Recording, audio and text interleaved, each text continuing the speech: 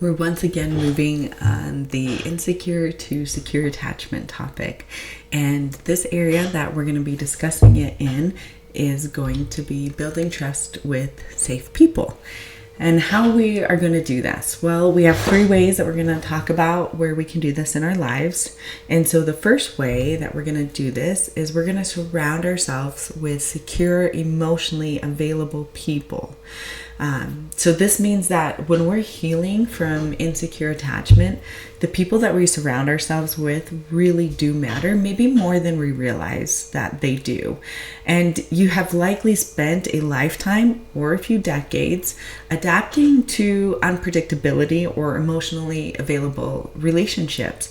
So seeking out secure, consistent people is really essential and may seem overwhelming at times when we're trying to break certain habits. So here's 3 ways we could do this. Well, emotionally available people tend to communicate clearly. They show up when they say they will and are open about their feelings without overwhelming us with them.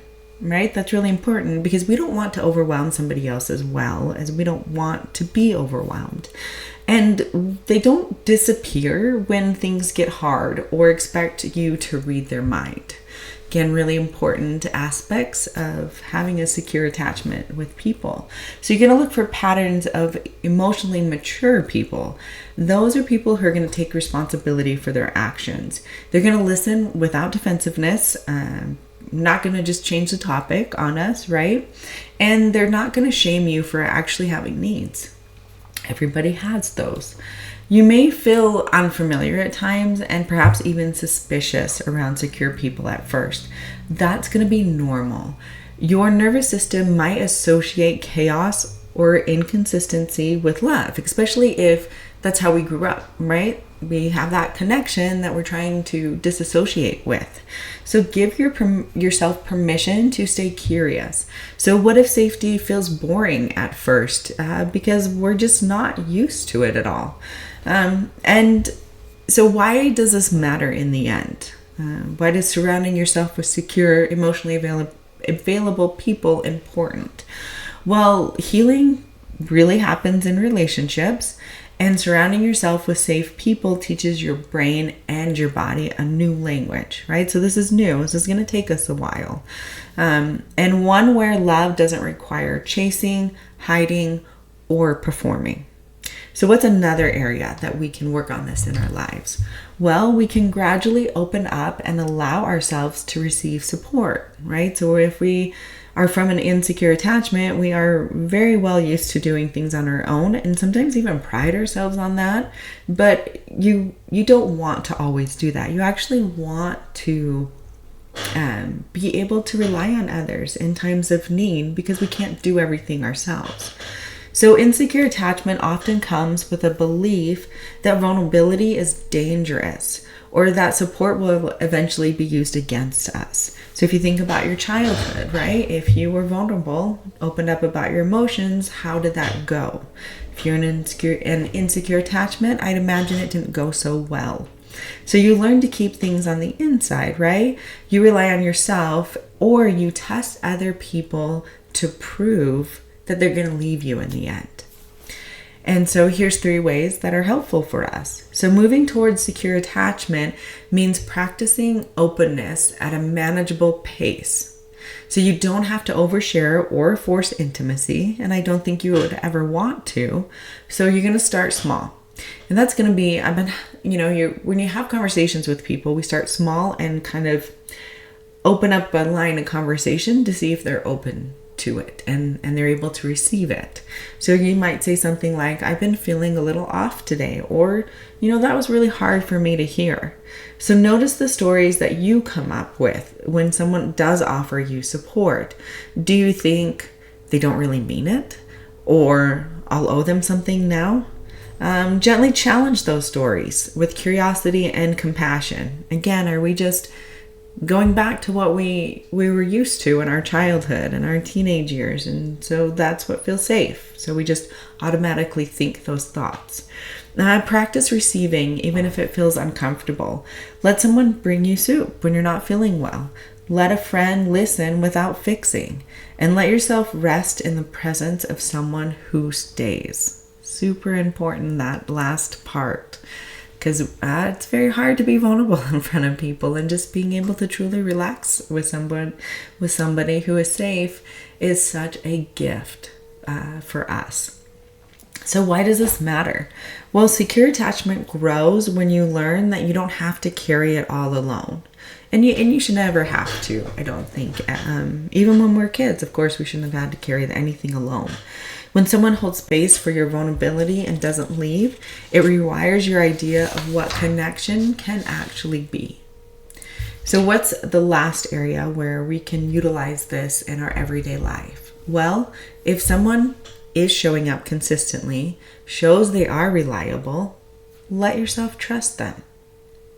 So this is like letting go of some past behaviors, right? We allow ourselves to feel vulnerable and safe with these people that we are building healthy connections with. So trust isn't built through grand gestures, right? It's built through consistency over time. And in the time frame, there is no time frame. You could have somebody and you could be able to feel safe within 6 months, or maybe it takes you a year or more to kind of build that up over time. Again, there's really no time frame here. This is consistency in small ways that we're trying to rewire our brain and our body from the childhood that we came from. So when someone shows up, they keep their word and respect your boundaries, you're invited to soften your defenses and let them in. So what's 3 ways that this works? Well, the key word here is consistency. One kind moment isn't going to be enough. But a pattern of reliability, well, that's gold. So if someone proves trustworthiness and you find yourself pulling away or sabotaging the connection, just pause and reflect. Even a 60-second pause is a great idea. Ask, is this person truly unsafe? Or am I afraid because they do feel safe? Practice letting go of control in small ways. So let them lead sometimes. Let them choose the plan and let yourself exhale around them. Super important. We don't have to control everything. And if we get the right partner, the right friends, and, we teach our kids really well, we can relax and let go of some control in those situations. So why does this matter? Well, insecure attachment teaches you to stay hypervigilant and self-protective, right? We're like building barriers and walls all around us. But trust, that's going to be a bridge to a secure connection. You got to hack away at some of those walls and, like it says, build a little bridge to somebody else. Letting safe people in bit by bit helps rebuild your belief in love and others and in yourself.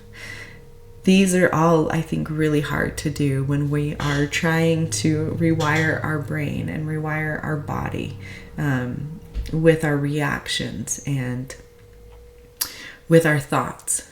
This doesn't come overnight. Like I've said before, if you live 2 decades almost in a certain family and it is an insecure attachment, then we tend to have those behaviors of survival.